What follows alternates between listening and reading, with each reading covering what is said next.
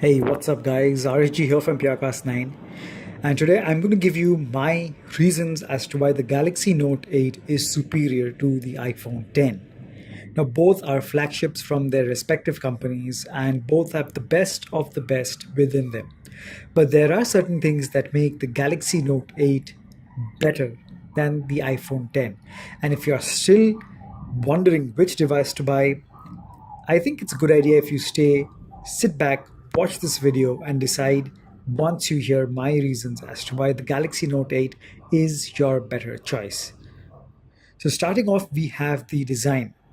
Now, both have very less bezels, but when you look at them dead straight, while both are mostly screen, the iPhone does have borders running across all sides. So it's apparent, guys. I mean, it is all screen. It's not something we've seen on an iPhone. That is why it is so eye catching, and the display is gorgeous.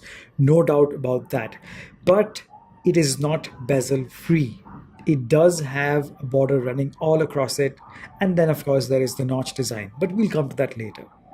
In this case, the Galaxy Note 8 does better.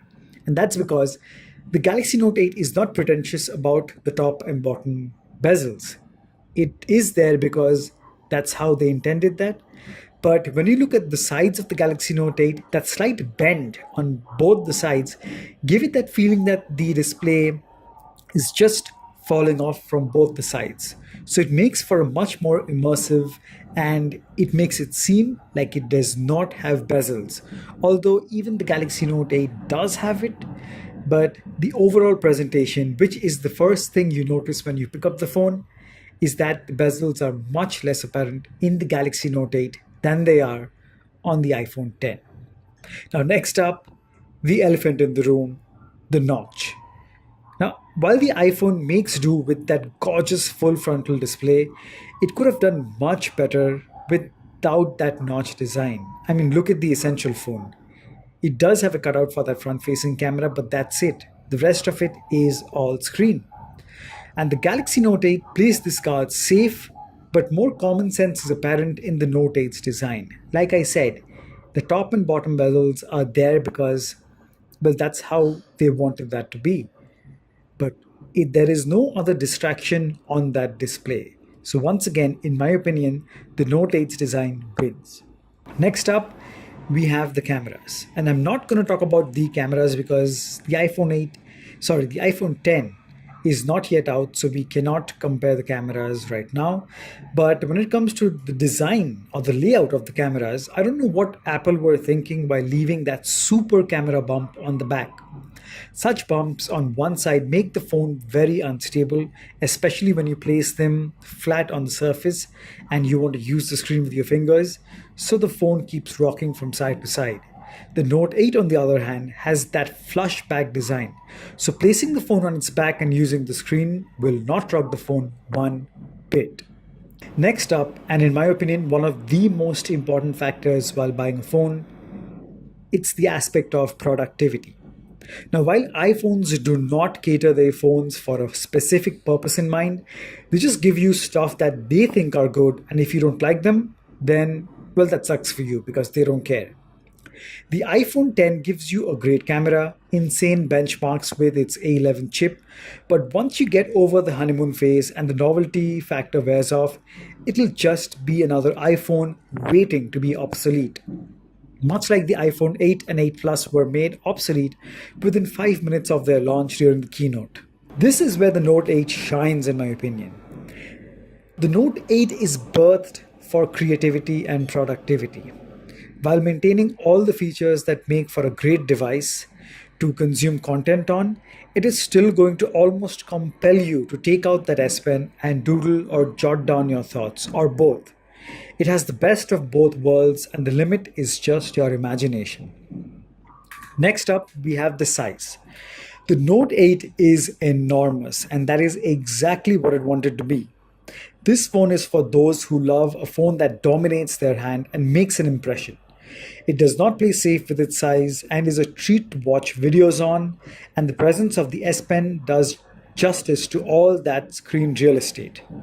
The iPhone 10, on the other hand, is, well, like I said, just another iPhone adopting the OLED panel for the first time, that too made by Samsung, by the way, and giving you improved performance with a much better camera.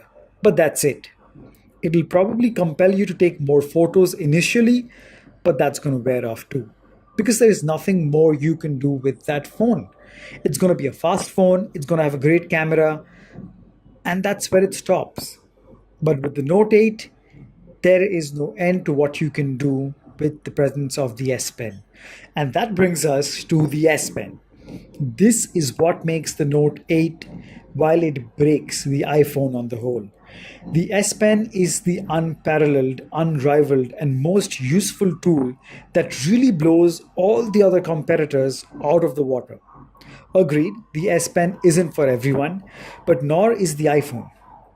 Ultimately, a Galaxy Note aims to be that device that you turn to because you need it exactly when that idea hits you. It is for those moments that a great idea just pops into your mind and you need a companion that can help you lay the first brick. That S Pen does just that. Take it out, start jotting down, start doodling, or just pen it. That's it. The iPhone 10 gives you the finger in this area. Yeah, that's all. Now comes the worst part, price.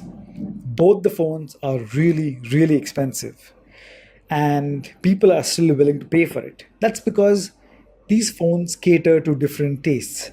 But when you check the features within these two phones, the Galaxy Note 8 is worth every penny you pay for it. But the iPhone, well, that's debatable.